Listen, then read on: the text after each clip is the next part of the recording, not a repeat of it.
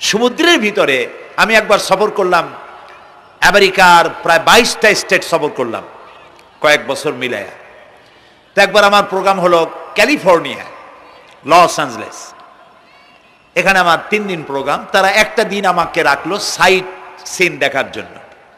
আমাকে নিয়ে গেল লস অ্যাঞ্জেলেস থেকে সান দিয়েগো। সান দিয়েগো হচ্ছে প্যাসিফিক ওশানের পাশে। এইখানে আছে সি ওয়ার্ল্ড, অর্থাৎ সমুদ্রের মধ্যে যা কিছু আছে তা তারা সেখানে উঠায় রাখছে। বিশাল জায়গা, দেখতে অন্তত 4 দিন লাগে পুরা এলাকা দেখতে। তা আমার হাতে সময় 5 ঘন্টা, 5 ঘন্টা আমাকে দেখতে হবে। আমি বললাম গুরুত্বপূর্ণ জিনিসগুলি আমারে দেখাও। তো নিয়ে গেল। এই আপনাদের মাঠটা যত বড়, এরকম একটা বড় পুকুর, সেই পুকুরের মাঝখানে আছে একটা ওয়াল, আর ঠিক মাঝখানে আছে একটা মঞ্চ, আর 10,000 লোক বসতে পারে এরকম একটা গ্যালারি। ওরকম একটা গ্যালারিতে আমাকে বসালো টিকিট কাটায়া। ওখানে মাছের খেলা দেখানো হবে। যারা খেলা দেখাবে তারা হাতে তুড়ি দিল, সঙ্গে সঙ্গে 2টি মাছ ওই পাশ থেকে তারা ভিতরে বড় গেট আছে, সেই গেট দিয়ে এপারে চলে আসলো। আমি লক্ষ্য করলাম খেলা যারা দেখাবে তাদের মুখের কথা, বাঁশির আওয়াজ, হাতের ইঙ্গিত মাছে বোঝে। মাছটার বুকটা সাদা, একদম সাদা, আর পেছনের দিকটা কালো। যখন উঁচু হয় তখন মনে হয় কোনো সৌদি প্রিন্স হবে। কালো কাপড় গায়ে দেয় সাদা জামার উপরে, ঠিক ওরকম মনে হয়। তো যারা খেলা দেখাবে তারা এভাবে হাতে তালি দিল, মাছেও তার 2টি পাখা নিয়ে হাতে তালি দিল, ওয়েলকাম করলো দর্শকদেরকে। অনেকগুলি খেলা দেখালো এই মাছ। এক একটা খেলা দেখাইয়া যখন স্টেজের সামনে গিয়া মাছ হা করে, তখন বড় বড় বালতির ভিতরে ছোট ছোট মাছ আছে, এই মাছগুলি 2-3 বালতি তার মুখের মধ্যে ঢুকায় দেয়। আমার কাছে মনে হলো ওর গ্রাসটা এত বড় যে আমার মতো 12-14 জন বা 15-20 জন যদি ঢুকায় তাহলে মাছে মনে করবে যে কোনো চেলাপুটি ঢুকছে, এর থেকে বেশি কিছু মনে করবে না। এত বড় মাছ, শ্যামু ফিশ বলা হয় ওটাকে। এরপরে দেখলাম তিমি মাছ, নীল জাতীয় তিমি, যে তিমিগুলি খুব কম পাওয়া যায় মহাসমুদ্রে এগুলি থাকে। এক একটা নীল তিমির ওজন 5,000 টন পর্যন্ত হতে পারে। এর যে বাচ্চা হয় সে বাচ্চায় দুধ খায়। তিমি হচ্ছে স্তন্যপায়ী প্রাণী। যে বাচ্চা হইল যেদিন হয় সেদিন থেকেই বাচ্চার 50 থেকে 60 মণ দুধ লাগে। কে খাওয়ায়? সুবহানাল্লাহ। দুনিয়ার কোনো গভর্নমেন্ট খাওয়ায় না। দুনিয়ায় স্থলভাগে পিঁপড়া থেকে শুরু করে হাতি পর্যন্ত, ছোট্ট চেলা পোকা থেকে শুরু করে সাপ, বড় বড় পাইথন পর্যন্ত, টোনাটুনি পাখি থেকে শুরু করে ঈগল পর্যন্ত, নদীর ভিতরে চেলাপুটি থেকে শুরু করে তিমি মাছ পর্যন্ত অসংখ্য প্রাণী সকাল বেলায় খালি পেটে জঙ্গল থেকে, গর্তের মধ্য থেকে, বাসা থেকে, পানির মধ্য থেকে যার যার আস্তানা ছেড়ে আহারের অনুসন্ধানে শত সহস্র কোটি প্রাণী সব যার যার ক্ষুধার পেট নিয়ে বেরিয়ে যায়। আল্লাহ রাব্বুল আলামিন বলেন, সন্ধ্যা হতে না হতে সবগুলির পেট ভরাইয়া যার যার বাসায় আমি ভিড়াইয়া দেই। ইন্নাল্লাহা হুয়ার রাজ্জাকু যুল কুওয়াতিল মাতিন। খেতে দেওয়ার মালিক কে? সেই আল্লাহর এই গুণকে, এই গুণাবলীকে বিশ্বাস করতে হবে। খেতে দেওয়ার মালিক তিনি কেবলমাত্র। সন্তান হয় না, দেওয়ার মালিক কে? বলেন জোরে। হাসাবার মালিক কে? কাঁদাবার মালিক কে? সুখ দেওয়ার মালিক কে? দুঃখ থেকে উদ্ধার করার মালিক কে? হায়াতের মালিক কে? মওতের মালিক কে? ফাআলুন লিমা ইউরিদ। যা খুশি তাই তিনি করতে পারেন। সুবহানাল্লাহ বলে। কোন? কাফ আর নুন, 2টি অক্ষর। যখন যা ইচ্ছে করেন হয়ে যায়। আল্লাহর এই গুণকে বিশ্বাস করলে মানুষ শিরক থেকে বাঁচতে পারবে। মাজার মুখী হবে না মুসলমান, মসজিদ মুখী হবে তখন। আজ আমার মুসলমান একদিকে নামাজও পড়ে আর একদিকে মাজারে কাছে গিয়ে দুর্বল হয়ে যায়। আছে না? আছে কি না? মাজারগুলির কাছে গিয়ে সাহায্য কামনা করে। আমার নিজের চোখে দেখেছি মাজারে গিয়ে কিভাবে সেজদা দেয় কবরকে, বলেন নাউযুবিল্লাহ। আল্লাহ ছাড়া কাউকে রুকু সেজদা করা যায় না। যা চাবার আল্লাহর কাছে চাইতে হবে। ওয়াইজা সাআলতা ফাসআলিল্লাহ ওয়াইজা ইসতাআনতা ফাসতাইন বিল্লাহ। যা কিছু চাওয়ার আল্লাহর কাছে চাও, যা কিছু বলার আল্লাহকে বলো। সব কিছু করার মালিক তিনি, সুবহানাল্লাহ বলেন। এই জন্য মাজারের সাথে মুসলমানদের সম্পর্ক হবে না, মুসলমানদের সম্পর্ক হবে মসজিদের সাথে। কিসের সাথে বলেন জোরে? আপনি কোনো অসুবিধায় পড়েছেন, মাজলুম হয়েছেন, অত্যাচারিত হয়েছেন, চাকরির সমস্যা হয়েছে, ঘরে খাবার নাই, অসুখ বিসুখ হয়েছে, নানান ধরনের সমস্যায় পড়েছেন, কোনো মাজার নয়, কোনো পীর নয়, মসজিদের ভিতরে চলে যান, উজু করে মসজিদে ঢুকে 2 রাকাত কাজায়ে হাজাতের নামাজ পড়েন। রাসূলুল্লাহর উপরে যখনই বিপদ হতো তিনি নামাজে দাঁড়ায় যেতেন। সুবহানাল্লাহ বলো। আপনি কেন যাবেন একটা কবরের কাছে? আপনার সাহায্য কামনার জন্য কোনো পীর নয়, আপনার সাহায্যের জন্য কোনো কবর নয়, সাহায্য পাওয়ার জন্য কে? আল্লাহ চান আপনার ঈমানটা খালেস হোক। আল্লাহ তাআলা এটা বরদাস্ত করতে পারেন না যে মানুষ কারো কাছে গিয়া আরেকজনের কাছে গিয়ে নথি স্বীকার করুক। আল্লাহ সহ্য করেন না। ইন্না শিরকা লাযুলমুন আযীম। শিরক হচ্ছে মস্ত বড় জুলম, অত্যাচার। আল্লাহ সব থেকে অপছন্দ করেন কোন গুনাহ বলেন? শিরক। আল্লাহ সহ্যই করেন না। কেন করেন না? একটা যুক্তিতে আসে।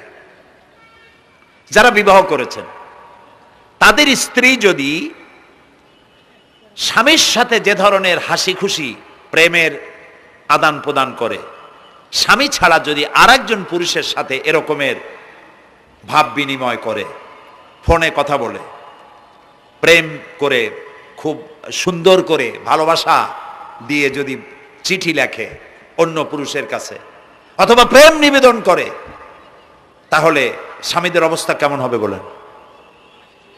এইটার জবাব দিতেও যদি দেরি হয় তো খুবই কুলক্ষণ। হ্যাঁ, ভয়ানক হবে, ভয়ানক হয়ে যাবে। নিজের চরিত্র যতই যা হোক, বউর চরিত্র ভালো চাই। আচ্ছা বলেন তো, স্ত্রী আপনার সঙ্গে যেভাবে প্রেমের হাসি হাসে, প্রেম নিবেদন করে, ওই রকম আরেকটা পুরুষের কাছে সাথে করলে আপনার সহ্য হয় না কেন? আপনি স্ত্রীর উপরে আপনার অধিকারটা কতখানি, কি জন্যে? আপনার স্ত্রীর যে হাসি, যে মিষ্টি হাসি, যা আপনার প্রাণ কেড়ে নেয়, ওই হাসিতে আপনার কোনো অবদান আছে বলেন? তার যে টানা টানা চোখ, সুন্দর ভ্রু, মাথায় অনেক লম্বা চুল, শরীরটা সুন্দর, যৌবন, রূপ, এর ভেতরে আপনার কোনো অবদান আছে? হ্যাঁ আছে, একটু তো আছেই। আপনি যে মুখ দিয়ে বউটা হাসে, সেই ঠোঁটে একটু লিপস্টিক লাগাইছেন। যে চোখের জন্য আপনি পাগল, সেই চোখে একটু কাজল লাগাইছেন। শরীরটাকে পেঁচাবার জন্য সুন্দর একটা শাড়ি কিনে দিছেন।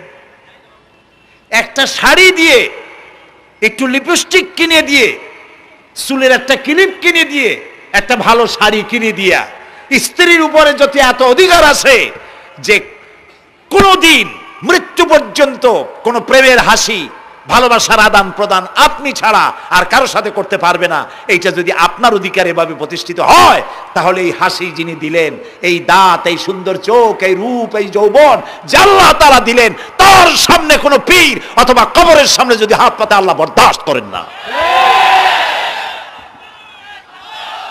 কথা কি বুঝে আসছে? কথা বুঝে আসছে?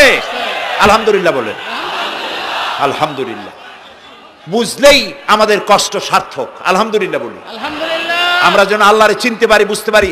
আমার বিশ্বাস করুন, কোরআন আমার সামনে, আল্লাহর কসম, কোন জীবিত পীর, কোন মৃত্যু পীর আমার ভাগ্যের ভালো বা মন্দ করার কোন অধিকার রাখে না, রাখে না, রাখে না। কোন পীর ফু দিয়ে আমার ভাগ্যকে ভালো বানাই দিতে পারবে না, পারবে না, এবং আমার একটা চুলও বাঁকাও করতে পারবে না। খাইরিহি ওয়া শাররিহি মিনাল্লাহ তাআলা। আমার ভালো, আমার মন্দ করার একমাত্র মালিক কে? আল্লাহ। এক আঙ্গুল আকাশের দিকে উঁচু করে চিৎকার দিয়ে বলুন, কে? আবার বলেন, আবার বলেন, আবারও বলুন। হাত নামান। আল্লাহ কবুল করুন, বলেন আমিন। আমার এই বক্তব্য দিয়ে আমি কোনো পীরকে অমর্যাদা করছি না। পীর সাহেবদের কাছে পীর কোনো শরীয়তের শব্দ নয়। কোরআন এবং হাদিসে কোথাও পীর বলে কোনো শব্দ নাই। এটি ফার্সি শব্দ। এই শব্দের অর্থ হলো বৃদ্ধ। তো পীর যদি বৃদ্ধ হয় ভালো কথা, তিনি যদি আলেম হন আরো ভালো কথা। কিন্তু বাপ পীর ছিল, উনিও সেই সুবাদে পীর। ইলেম নাই, তোনার নিজের কাছেই তো টর্চ নাই। আপনাকে অন্ধকারে উনিও ম্যানহোলের মধ্যে পড়বে, আপনারে নিয়ে পড়বে। আলেম হইতে হবে, পীর যদি হয় আলেম হইতে হবে, 1 নম্বর কথা। 2 নম্বর কথা হলো তিনি ব্যবসায়ী হবেন না। ধর্মের নামে তিনি ব্যবসা করবেন না। তিনি মানুষকে হেদায়েতের পথ দেখাবেন, প্রয়োজনে জেলে যাবেন, প্রয়োজনে ফাঁসির মঞ্চে দাঁড়াবেন। তিনি নিজেকেই ইসলামের সব আমি করি, আর ইসলাম কারো কাছে নাই। যারা ইসলাম করলো 70-80 বছর ধরে, রাজনীতির পথ দেখালো, তারা ইসলামের দল না, ওনারটাই ইসলামের দল। এই ধরনের ফাজলামি বক্তব্য থেকে বিরত থাকতে হবে। এই ধরনের বেয়াদবিপূর্ণ বক্তব্য থেকে বিরত থাকতে হবে। আমার দোকানে খাঁটি ঘি পাওয়া যায়, আর কারো দোকানে খাঁটি ঘি পাওয়া যায় না। ইসলাম নিয়ে এই ধরনের মনোপলি বিজনেস করতে দেওয়া হবে না।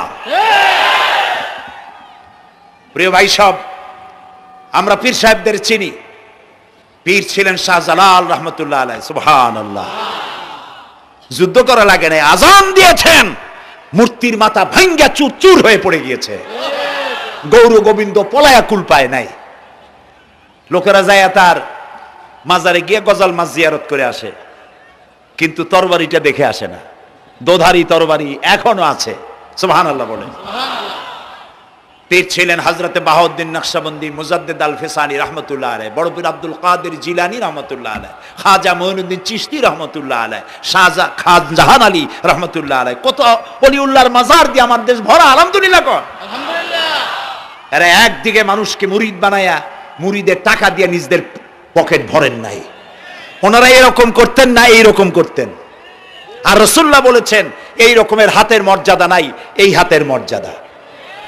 আমি পীর দেখছিলাম, বাইতুল শরীফের পীর হযরত শাহ আব্দুল জব্বার সাহেব, আল্লাহ তাআলা জান্নাতুল ফেরদাউসের মেহমান বানায়নি।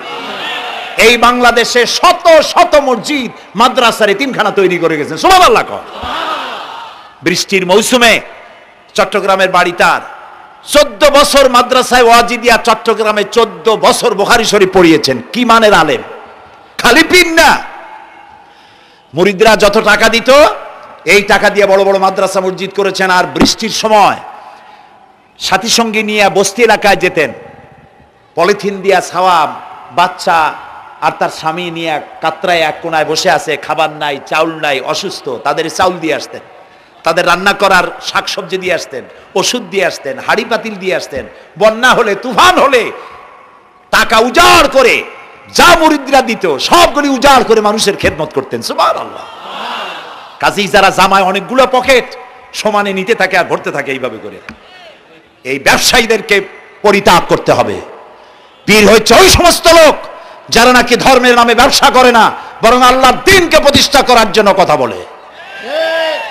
প্রিয় ভাই সব, আমাদের জেহেন সাফ করতে হবে, পরিষ্কার করে বুঝতে হবে আমার ভালো আমার মন্দ কে করতে পারেন? আল্লাহ। সম্রাট শাহজাহান নাম শুনেছেন? কোথার বাদশা বলেন? দিল্লির সম্রাট। সম্রাট শাহজাহান, পৃথিবী জোড়া নাম তার। কবি বলছেন, শাহনে জাহাं को जिन्हें फख्र से देते थे बाज, वाज कब्र में है सूरह अलहम्दु की मोहताज।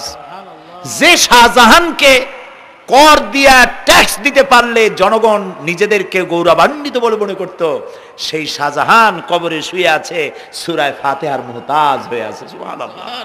যদি কেউ আমার কবরের কাছ থেকে হেঁটে যাইতো আর একটু সূরা ইখলাস পড়ে সবরে সানি করতো, আমি কিছু পাইতাম। আহারে, এই এতিম ফকির হয়ে শুয়ে আছে।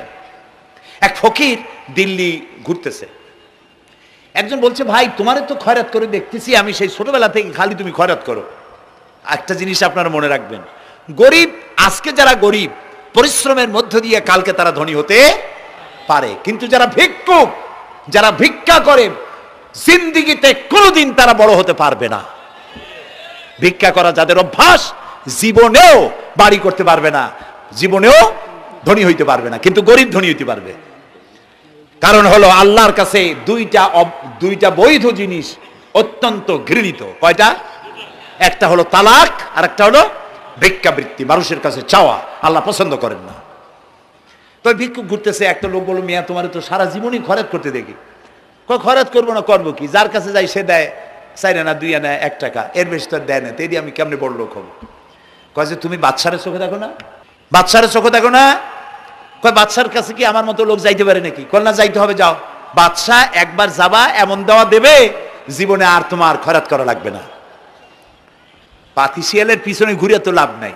পাতি শিয়ালে খায় মুরগি, তোমার একটা ঠ্যাং দেবে, দাঁতের খেলালের কাজ হবে না। বাঘের পিছনে ঘোরো, বাঘে খায় গরু আর হরিণ, একটা রান দিলে তুমি 1 সপ্তাহ খাইতে পারবা। কাজে ঘুরতে গিয়েও বোঝা উচিত কার সাথে ঘুরি। তো বলছে বাদশার কাছে যাও। তো বাদশারে পাবো কই? কই তো দেখলাম কেবল মসজিদে ঢুকলো। তারপরে ফকির গিয়ে দাঁড়ায় আছে বারান্দায়, দেখে যে উনি বাদশা ভেতরে বসে হাত তুলে আছে ভাবে, আর চোখ দিয়ে পানি পড়ে দাড়ি ভিজে ভিজে পড়তেছে।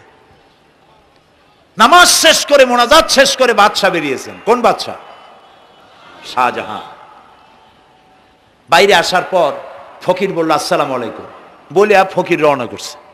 বাদশা বলে দাঁড়াও, তুমি যে রওনা করলা, তোমার তো ভিক্ষুক মনে হয়, আর লোকেরা যারা ভিক্ষুক না তারাও তো আমার কাছে চায়, আর তুমি তো ভিক্ষুক, চাইলে না কেন কিছু? ভিক্ষুক বলে জাহাপানা, আমি কিছু চাইতে এসেছিলাম আপনার কাছে, কিন্তু আপনার করুণ অবস্থা দেখে আমার জ্ঞানের চোখ খুলে গিয়েছে। আমি দেখতে পেলাম আমি যার কাছে চাইতে এসেছি, আমি তো কান্দি না, হাতও বাতি নাই। যার কাছে চাইতে আসতাম দিল্লির সম্রাট, আবার কোন সম্রাটের কাছে হাত পেতে ভিক্ষুকের মতো কি জানি চায়, আর চোখ দিয়া পানি পড়ে দাড়ি ভিজে ভিজে পড়ছে। আমার জ্ঞানের চোখ খুলে গেছে, দুনিয়ার বাদশার কাছে আর চাইবো না। বাদশা কান্দে যে বাদশার কাছে, তার কাছেই চাইব। প্রিয় ভাই সব, এই জন্যে জিহ্ন সাফ করে ফেলুন। দুনিয়ার কোনো মানুষের জন্য, মানুষের কাছে নয়, কোনো কবরে নয়, কোনো কারো কাছে নয়, আল্লাহ তাআলার কাছেই আমরা নামাজের মধ্যে ঘোষণা করেছি, ইয়াকা না'বুদু ওয়া ইয়াকা নাস্তাঈন। আল্লাহ তাআলা, তোমার একমাত্র ইবাদত করি, তোমার কাছেই সাহায্য চাই। কাজী সাহায্য আল্লাহর কাছে। কার কাছে চাইবো বলে? আল্লাহ আমাদের ঈমান পোক্ত করে দিন। আমরা বলি আমিন, আমরা বলি আমিন। অসুখ বিসুখ হইলে পরে ধৈর্য ধরবেন। অনেক মানুষ আছে জ্বর হইলে কয় যে এত নামাজ পড়ি, খালি জ্বর আমারই হয়, এত রোজা রাখি, ভালো ভালো কাম করি, আমার ছেলের অসুখ মোটে সারিই না। এই জাতীয় কথা বলবেন না। মুমিনের পায়ে যদি কাঁটাও ফোটে, সওয়াব থেকে খালি নাই। ধৈর্য ধরতে হবে। কাঁটা ফুটছে, বলেন ইন্না লিল্লাহ। আজাবান লিল মুমিন, মুমিনের জন্য বড়ই আশ্চর্য ব্যাপার, বিপদ হইলেও শুকর আদায় করে, আর সুখে থাকলেও শুকর আদায় করে। সুবহানাল্লাহ ওয়া বিহামদি। বিপদ আসলে সে বলে ইন্না লিল্লাহি, বলেন ইন্না লিল্লাহি ওয়া ইন্না ইলাইহি রাজিউন। আর যখন শান্তি আসে বলে আলহামদুলিল্লাহ। দুই অবস্থায় তার জন্য নিয়ামত আল্লাহর তরফ থেকে সে পায়, আলহামদুলিল্লাহ। প্রিয় ভাই সব, তো আল্লাহর উপর ঈমান আনার জন্য কয়টা শর্ত বলছিলাম? এই যে প্যাচ লেগে গেছে, কয় যে 3টা। আল্লাহর উপর ঈমান আনার জন্য শর্ত কয়টা? 4টা। 4টার বলছি কয়টা? 2টা। আরেকটা হচ্ছে আল্লাহর কুদরত, এ বিশ্বাস করা। আল্লাহর কুদরত মানে শক্তি। আল্লাহর কিছু বিশ্বাস করবেন, বলেন জোরে? শক্তি। আকাশ এবং জমিনে শক্তিশালী কে? কিন্তু আমার দেশের জনগণ, কিছু কিছু রাজনীতিবিদরা বলে জনগণই নাকি সকল ক্ষমতার, সকল শক্তির উৎস। কি পাগল! তুমি ক্ষমতার উৎস? নাকের মধ্যে ময়লা, দাঁতে ছাতা, পেটের মধ্যে দুর্গন্ধ ভরা, ক্ষমতার উৎস? আশ্চর্য কথা। এই যে ক্ষমতার উৎস, হাজার হাজার লোক এখানে বসা, 2টা ভাউয়া ব্যাংক যদি 2 কোণা দিয়ে ঢোকে, ভাউয়া ব্যাংক চেনেন? বিগ সাইজের ব্যাংক, 2টা যদি দুই দিক দিয়ে ঢোকে লাফাইতে লাফাইতে, সামনে যারা আছে এমনি লাফাবে। অন্তত টঙ্গী তামিরুল মিল্লাত মাদ্রাসা ছাড়াইয়া তারপরে ফিরে তাকায় বলবে, ভাই আমরা দৌড়াই কেন? ব্যাংকের সামনে অসহায় বল্লা ভীমরুলের সামনে অসহায়, সাপের সামনে বিচ্ছুর সামনে অসহায়, তারা কয় সকল ক্ষমতার উৎস জনগণ। কপাল পোড়া। ক্ষমতার উৎস জনগণ নয়, এটা কোরআনের সাথে কন্ট্রাডিকশন হয়। এ কথায় আল্লাহ বলেছেন আন্নাল কুওয়াতা লিল্লাহি জামিয়া, সকল ক্ষমতার উৎস কে? চিল্লায় বলো ক্ষমতা কি দেখছেন? মাত্র 1.5 মিনিট। কয় মিনিট? মাত্র 1.5 মিনিট। আল্লাহ বলেছেন কোন?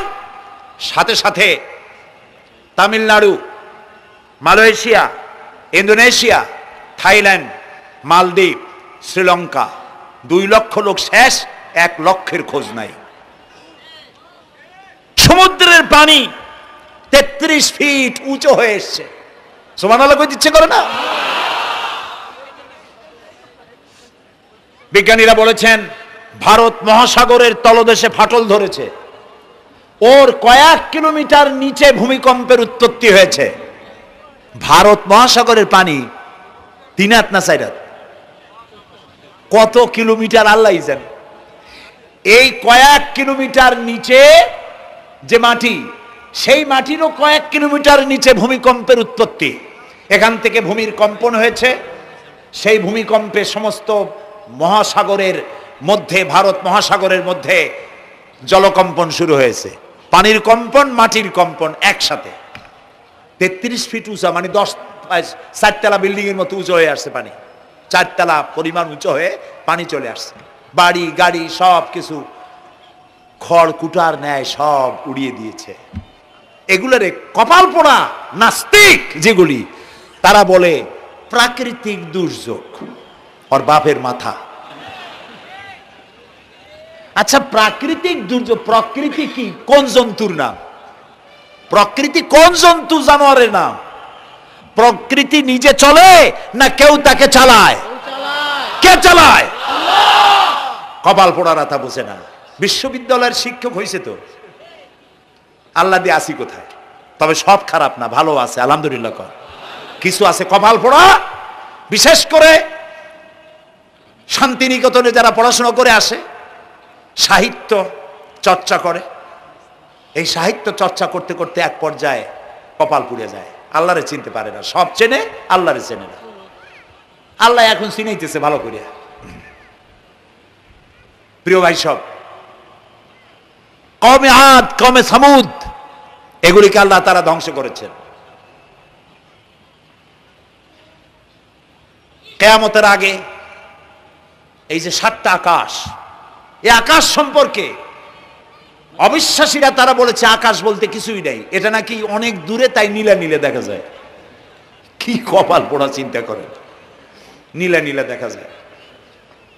এই আকাশ মহাশূন্য। এই আকাশগুলিকে, আকাশ কয়টা? কয়টা স্তর? 7টা। এগুলি কাতাইয়ে সিজিল্লিল কুতুব।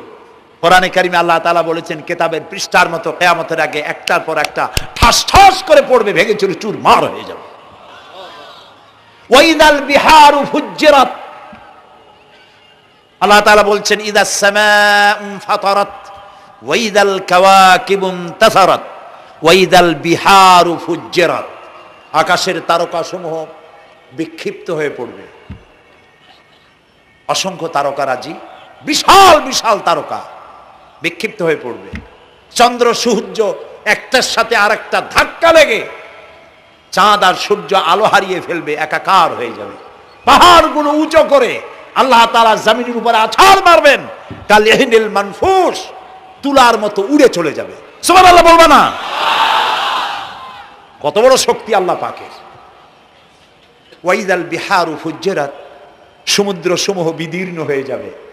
সমুদ্রে যত পানি আছে সমস্ত পানিগুলি নিঃশোষিত হয়ে যাবে মাটির তলায়, এবং সেখানে অগ্নুৎপত্তি হবে।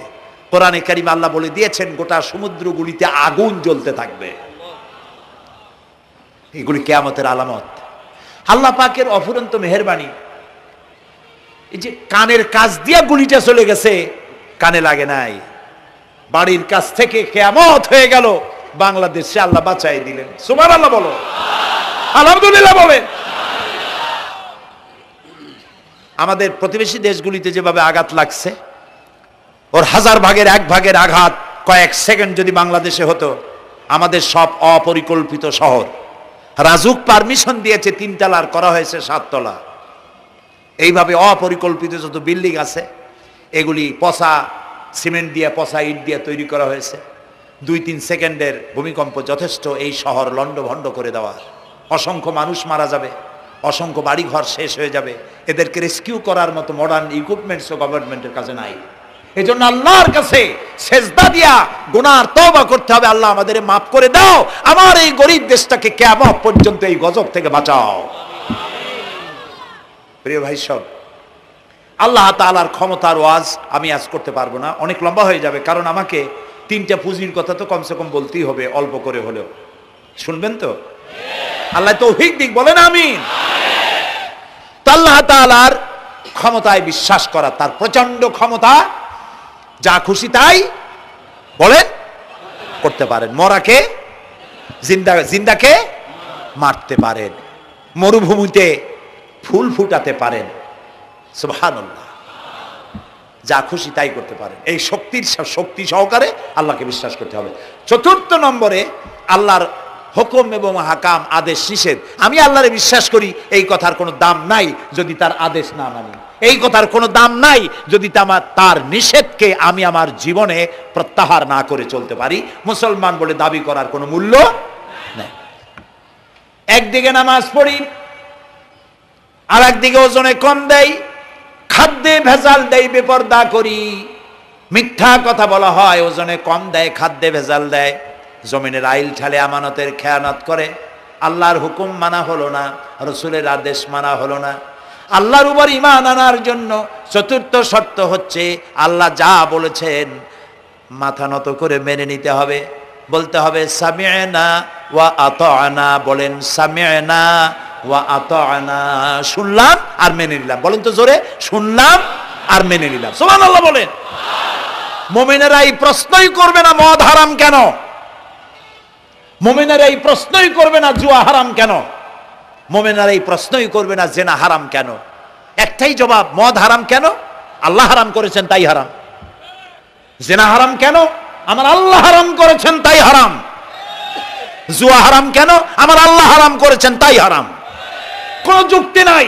যুক্তির, আল্লাহর নিষিদ্ধ জিনিসে যুক্তি তালাশ করে কেবলমাত্র শয়তান। আল্লাহর আদেশ নিষেধের যুক্তি তালাশ করে কে? শয়তান। মুমিনের কাজ হলো সামি'না, বলেন, ওয়া আতা'না, শুনলাম আর মানলাম, বাস, শেষ কথা, খালাস। এই গেল 4টি শর্ত পুরো হয়ে গেল। এই 4টি শর্ত যদি পূরণ করতে পারি তাহলে আল্লাহরে বিশ্বাস করছি এটা প্রমাণিত হবে, এটা জাস্টিফাই হবে, এটা সত্যতা প্রমাণ হবে যদি আল্লাহর হুকুম মতো। 1 নম্বরে হলো, আমি আবার কথাটা প্যাকেট করে দিই যাতে করে আপনারা বাড়ি নিয়ে যাইতে পারেন। আল্লাহর উপরে ঈমান এনেছি, এই কথাটাকে কমপ্লিট করার জন্য শর্ত কয়টা? 4টা। 1 নম্বরে আল্লাহর অস্তিত্বে বিশ্বাস, বলেন আল্লাহর অস্তিত্বে বিশ্বাস। 2 নম্বরে আল্লাহর গুণাবলীতে বিশ্বাস। 3 নম্বরে আল্লাহর ক্ষমতায় বিশ্বাস।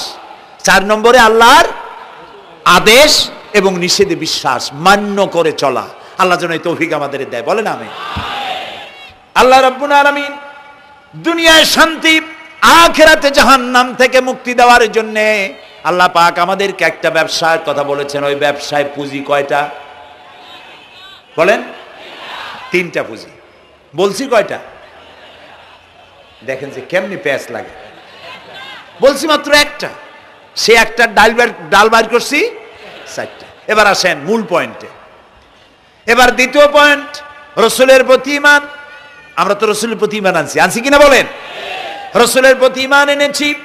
আমাদের এই ঈমান যথেষ্ট নয়, কারণ আমাদের ঈমান হলো রবিউল আউয়াল মাসে ঈমান তাজা হয়, ঠিক না? ঠিক না? রবিউল আউয়াল মাস যখন আসি, ব্যানার টানাই, শামিয়ানা টানাই, রাস্তাগুলিতে ফ্ল্যাগ লাগাই আর আলোকসজ্জা করি। মন্ত্রীরা আসেন, নেতারা আসেন, সিরাতুন নবী মাহফিলে দাঁড়ায় বলেন নবীর আদর্শ অনুসরণ করা ছাড়া উপায় নাই। অথচ ওনার পা থেকে শুরু করে মাথা পর্যন্ত নবীর আদর্শ নাই।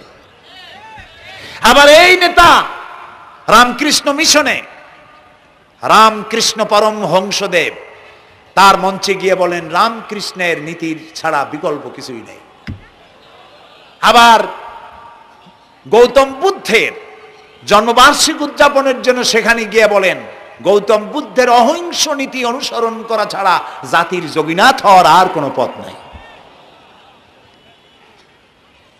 যেখানে যায় সেই জায়গার বুলি ধরে।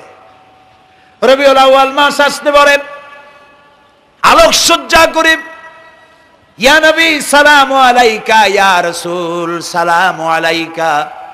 এরপরে গরম গরম জিলাপি রাসূলুল্লাহকে বুঝায় দেওয়া হলো, হে রাসূল আপনি তাকিয়ে দেখেন কত মহব্বত আপনারে করি, আপনার মহব্বতের জন্য আমাদের শহরের কোনো মিষ্টির দোকানে আর মিষ্টি নাই, সব আমরা খাইয়া শেষ করছি। এই হলো মহব্বত। এই মহব্বতে এই ইমানে কাজ হবে না। এই ইমানে বলেন কাজ হবে না। কোন ইমানে কাজ হবে? রাসূলের প্রতি ইমানের অর্থ কি? এর অর্থ হচ্ছে নবী করিম সাল্লাল্লাহু আলাইহি ওয়াসাল্লাম আমাদের রাসূল, আমাদের নেতা। আমাদের রাসূল আমাদের নেতা, আমরা তার উম্মত, তার অনুসারী। অনুসারীর কাজ কি? নেতার পূর্ণাঙ্গ অনুসরণ করণ। রাসূলুল্লাহর আনুগত্য করতে হবে, এটা কে বলেছেন? আল্লাহ রাব্বুল আলামিন সূরা আলে ইমরানের মধ্যে বলেছেন কুল ইন কুনতুম তুহিব্বুনাল্লাহ ফাত্তাবিউনি ইউহিব্বুকুমুল্লাহ ওয়া ইয়াগফির লাকুম যুনুবাকুম আল্লাহু গফুরুর রহিম। হে নবী আপনি বলুন, তোমরা যদি আল্লাহকে ভালোবাসো তাহলে তোমার কাজ হচ্ছে, তোমরা যদি আল্লাহকে ভালোবাসো তাহলে তোমরা আমার আনুগত্য করো, আমার অনুসরণ করো। কার? রাসূলের। বলেন কার? রাসূলের অনুসরণ যদি তোমরা করো, খেয়াল করে শুনতেছেন তো? আল্লাহ তাআলা বলছেন নবী আপনি বলেন তোমরা যদি আল্লাহকে ভালোবাসো, তোমাদের এই দাবি যদি সত্য হয় তাহলে আমার অনুসরণ করো, আমার আনুগত্য করো। আমার অনুসরণ, আমার আনুগত্য করলে পরে তোমাদের কে আল্লাহ রাব্বুল আলামিন ভালোবাসবেন এবং তোমাদের তামাম জিন্দেগীর সমস্ত গুনাহ খাতা আল্লাহ তাআলা মাফ করে দিবে। আমরা কি গুনাহ মাফ করাইতে চাই? বলেন চাই? আসুন রাসূলের আনুগত্য করুন। রাসূলের আনুগত্য কিরকম? রাসূল যেভাবে মোস কাটছে আমরা সেইভাবে মোস কাটবো, তিনি দাড়ি যেভাবে রাখছেন আমরা সেইভাবে রাখবো, তিনি চুল কাটছেন যেভাবে সেইভাবে করব, তিনি পায়ের নখ হাতের নখ যেভাবে কাটছেন সেইভাবে করব, তিনি যেভাবে বিবাহ করেছেন সেই সুন্নত অনুযায়ী বিবাহ, তিনি যেভাবে দেশ চালাইছেন সেইভাবে দেশ চালাবো। রাসূলের অনুসরণের অর্থ শুধু এই নয় যে তিনি যেভাবে সুরমা লাগাইছেন আমি ওইরকম সুরমা দেব, তিনি যেভাবে কদু খাইছে আমিও কদু খাবো, এইটা নয়। এটা নয়, শুধু রাসূলের আনুগত্য হবে মুরগির ফার্ম থেকে শুরু করে জাতিসংঘ পর্যন্ত, জীবনের সব ক্ষেত্রে। আর বিশ্বাস করতে হবে তিনি শেষ নবী, তারপরে আর কোন নবী আসবে না। আল্লাহ রাব্বুল আলামিন সূরা আহজাবের মধ্যে বলেছেন মা কানা মুহাম্মাদুন আবা আহাদিম মির রিজালিকুম ওয়ালাকির রাসূলুল্লাহি ওয়া খাতামান নাবিয়্যিন। মুহাম্মদ সাল্লাল্লাহু আলাইহি ওয়াসাল্লাম তোমাদের কোন পুরুষদের পিতা নন, তিনি আল্লাহর রাসূল এবং তাকে দিয়ে নবুয়তের মিশনকে খতম করে দেওয়া, কমপ্লিট করে দেওয়া হয়েছে। আর কোন নবী, রাসূলুল্লাহ বলেছেন লা নাবিয়্যা বাদি ওয়ালা রাসূল, আমার পরে আর কোন নবী আসবে না, রাসূল আসবে না। কথা বুঝে আসছে? আল্লাহর নবীর পরে আর কোন নবী হবে না।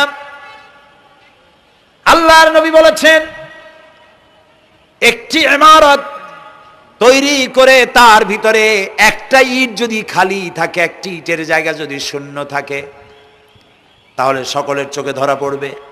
ওই ইটখানা দিলে পরে বিল্ডিংটা কমপ্লিট হয়ে যায়। নবুয়তির যে ইমারত আল্লাহ তৈরি করেছিলেন ওর ভিতরে একটা ইটের অভাব ছিল, আল্লাহ পাক আমাকে দিয়ে সেই শূন্য জায়গা পূরণ করে দিয়ে নবুয়তের মিশনকে কমপ্লিট করে দিয়েছেন। রাসূলুল্লাহ বলেছে আমার পরে আর কেউ নবী হবে না। পৃথিবীর সব মুসলমানদের আকীদা মুহাম্মদ সাল্লাল্লাহু আলাইহি ওয়াসাল্লামের পরে যদি কেউ নবুয়তের দাবি করে সে কাফির, হাজার বার কাফের। তারা যারা তাকে যারা নবী মানবে তারাও রাসূলুল্লাহ বলেছেন আমার পরে 30 জন মিথ্যেবাদী নবুয়তের দাবি করবে। তার মধ্যে একজন তো দাবি করছে রসুলের জীবদ্দশায়, একটা ছিল মেয়ে লোক আর একটা ছিল পুরুষ। পুরুষটার নাম ছিল মুসাইলামা কাযযাব, নামই ছিল কাযযাব। কাযযাব মানে মিথ্যাবাদী। দেখছেন অবস্থা, নামই মিথ্যাবাদী। উম্মতেরা কইল যে আপনি তো একজন নবী, আমরা সৌভাগ্য আর দুর্ভাগ্য হোক আপনারা নবী বলে মানলাম। মুহাম্মদ সাল্লাল্লাহু আলাইহি সাল্লামের কাছে প্রায় জিবরাইল আসে আর ওহী আনে, আর আপনি আমাদের কোনো ওহী দিতে পারলেন না পর্যন্ত। কয় যে কেবল না নবী হইলাম, অপেক্ষা করো, ওহী আসবেন। বেশ কিছুদিন যাওয়ার পর খুব চিন্তা ভাবনা করে কয় যে ওহী একটা আসছে। উম্মতেরা সব দৌড়ে আসছে, কি ওহী? কয় যে এইমাত্র শেষ রাত্রে জিবরাইল আসছিল, আইসে আমারে কয়ে গেল একটা সূরা নাজিল করলো। সূরাটা কি? ইন্না আতাইনাকাল আকাক ফাসাল্লি লিরাব্বিকা ওয়াজআক ইন্না শানিয়াকা হুয়াল আবলাহ। উম্মতেরা কয় সর্বনাশ, এই সূরা পড়তে গেলে তো আমরা কাইসা মরে যাব। এর অর্থ তো খুব বিকায়দা। কি সূরা নাজিল হলো আপনার উপরে? ইন্না আতাইনাকাল আকাক মানে আমি তোমাকে হুতুম পেশা দান করেছি, সুতরাং তুমি তোমার প্রভুর উদ্দেশ্যে নামাজ পড়ো আর চিৎকার মারো, কারণ তোমার শত্রুরা সাদা এবং কালো বর্ণের। আমরা তো আগামাথা কিছু বুঝলাম না, কি ওই? আচ্ছা ঠিক আছে, পয়গম্বর মুহাম্মদ সাল্লাল্লাহু আলাইহি সাল্লামকে তার উম্মতেরা নিয়ে যায় তাদের বাগানে, মাঝে মধ্যে নিয়ে যায়। নিলে পরে যে কুয়ায় পানি থাকে না, শূন্য কুয়া পানিতে ভরে যায়। যে গাছতলা দিয়ে তিনি হেঁটে যান, যে খেজুর গাছে খেজুর নাই সেই গাছতলা দিয়ে রাসূল হেঁটে গেলেন, গাছে ফল ধরে যায়। আপনি তো এরকম কিছু দেখাইতে পারেন না। কয় তোমরা তো আমার নেও না, চলো না যাই। নিয়ে গেছে, যাইয়া দেখে যে কুয়ার পাড় দিয়ে যায়, যে কুয়ায় পানি থাকে তা থাকে না, শুকায় যায়। যে গাছতলায় দিয়ে যায় ওই গাছে খোরমা থাকলে সাথে সাথে খড়গুলো ঝরে যায়। উম্মতের কয় কি একটা কপাল পড়া নবী পাইলাম ভাগে। আল্লাহ তারে শেষ করছে দুনিয়া থেকে, জাহান্নামে চলে গেছে। সেই মহিলাটাও গেছে, সেও গেছে। রাসূলুল্লাহ বলেছেন এইরকম 30 জন মিথ্যাবাদী নবুয়তের দাবি করবে কিয়ামতের আগ পর্যন্ত। গোলাম আহমদ কাদিয়ানী, এ হলো ইতিহাসে আমরা যদ্য পাই তার পর্যন্ত 28 জন হয়েছে। মুহাম্মদ সাল্লাল্লাহু আলাইহি সাল্লামের ইন্তেকালের পর ওকে নিয়ে হয়েছে 28 জন। কয়জন হইল? বাকি আছে কয়জন? তাই বলে কিয়ামত যে এই 2 জন হইলি আগামী বছর বা 5-6 বছরের মধ্যে কিয়ামত হবে ওইটা চিন্তা করেন না। এই পৃথিবীতে একটা লোক আল্লাহ শব্দ উচ্চারণ করার যদি থাকে কিয়ামত সে পর্যন্ত হবে না। সুবহানাল্লাহ। সুতরাং বহুত দেরি আছে কিয়ামতের। তবে ওর মতো আরো শয়তান 2 জন আসবে। গোলাম আহমদ কাদিয়ানী বলল আমি পয়গম্বর, আমি নবী, আমার উপরে ওহী আসে। তো তার সঙ্গে ওই যুগের বড় আলেম মাওলানা আতাউল্লাহ শাহ বুখারী রহমতুল্লাহ আলাইহি তিনি বললেন, আচ্ছা তুমি যে নবুয়তের দাবি করো এই শক্তি তুমি পাও কই? কয় যে আমার শক্তি তো কোরআন, কোরআনের মধ্যেই আছে আমার কথা। কোথায়? কয় সূরা সফের মধ্যে আছে, ইয়াতি মিন বাদি ইসমুহু আহমদ। ঈসা আলাইহিস সালাম আমার ব্যাপারে ফোরকাস্ট করেছেন, ভবিষ্যৎবাণী দিয়েছেন যে আমার পরে একজন আসবে, তার নাম হবে আহমদ, আমি তো সেই আহমদ। মাওলানা বুখারী বলছেন বেকুব, ঈসা আলাইহিস সালাম যার কথা বলেছেন তার নাম, ঈসা আলাইহিস সালাম যার কথা বলেছেন তার নাম হলো ফকাত আহমদ, আর তোমার নাম হলো গোলাম আহমদ। তাহলে এতে করে বোঝা যায় ঈসা আলাইহিস সালাম যার কথা বলেছেন তুমি সেই আহমদের গোলাম, তো তুমি নবুয়তের দাবি করো কেন? গোলাম আহমদ কয় যে হুজুর আমার নামের আগে গোলাম বৈশা একটু সমস্যা হয়েছে, ঠিক, তো গোলামটারে যদি বাদ দেই তাহলে তার আপনি আপত্তি করতে পারেন না, আমি আহমদ থাকি আর আপনি আমার উম্মত হয়ে যান। আমি আমার কথা ঈসা আলাইহিস সালাম বলেছেন। মাওলানা বুখারী বলছেন দেখো তোমার ফতোয়া অনুযায়ী তুমি বলছো নামের প্রথম অংশ বাদ দিয়া শেষের অংশ নিয়ে তোমার উপর ঈমান আনতে, তাহলে আমি আমার নাম আতা আল্লাহ, তোমার ফতোয়া অনুযায়ী আমার নামের প্রথম অংশ বাদ দিলাম, আতা গেছে, থাকছে আল্লাহ।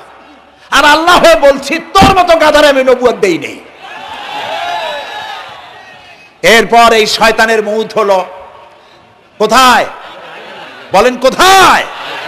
পায়খানার ভিতরে। এই কাদিয়ানীরা, গোলাম আহমদ কাদিয়ানী কাফের, ওরে যারা নবী বলে মানে তারাও কাফের। প্রিয় ভাই সব, পৃথিবীর 48টি মুসলিম দেশ কাদিয়ানীদেরকে নন মুসলিম মাইনরিটি হিসাবে ঘোষণা দিয়েছে রাষ্ট্রীয়ভাবে। সৌদি গভর্নমেন্ট আইন পাশ করেছে, কিয়ামত পর্যন্ত কাদিয়ানীরা মক্কা মদিনায় প্রবেশ করতে পারবে না। বিগত 100 বছরের ভিতরে কোনো কাদিয়ানী মক্কা মদিনায় ঢুকতে পারে নাই। আজকে বাংলাদেশে খতমে নবুয়তের আন্দোলন নতুন কিছু নয়। দীর্ঘদিন থেকে এই উপমহাদেশে খতমে নবুয়তের আন্দোলন চলছে। এই আন্দোলন চলবে যতদিন পর্যন্ত সরকারের পক্ষ থেকে তাদেরকে নন মুসলিম মাইনরিটি ঘোষণা না করা হচ্ছে, আন্দোলন চলবেই। এদের লাশ রাস্তায় ফেলাই দিবা আর 14 কোটি মুসলমান তাকিয়ে তাকিয়ে দেখবে, তা বিশ্বাস করো না। খতমে নবুয়তের আন্দোলন যারা করেন, এই জাতির 14 কোটি মুসলমানের সমর্থন তাদের পেছনে রয়েছে। কাজী তাদের ব্যাপারে উচ্চবাচ্য কথা বলতে গিয়ে ব্যারিস্টার হন, আইনজীবী হন, যেই হন, খতমে নবুয়তের আন্দোলন যারা করে তাদের ব্যাপারে কথা বলতে গিয়ে মুখ সামনে কথা বলবেন। এদেশের মানুষ শহীদ হয়ে যাবে, কাদিয়ানীদেরকে বরদাস্ত করবে না। আমাদের দেশে হিন্দু, থামুন, আমাদের দেশে হিন্দু, খ্রিস্টান, বৌদ্ধ আমাদের দেশের নাগরিক অধিকার ভোগ করে না? আমাদের সমান নাগরিক অধিকার তারা ভোগ করে। কাদিয়ানীরাও হিন্দু খ্রিস্টানদের মতো নন মুসলিম মাইনরিটি হিসেবে এদেশে বসবাস করে নাগরিক সুবিধা ভোগ করবেন, কোনো অসুবিধা নাই। কিন্তু আপনি মুসলমান বলে দাবি করবেন না, শেষ নবী মানবেন না, আমরা এই ব্যাপারে কিয়ামত পর্যন্ত আপোষ করব না। কেবলমাত্র মূর্খ, দালাল, হারামখোর তারাই কাদিয়ানীদের পক্ষ অবলম্বন করতে পারে, ইমানদারেরা পারে না।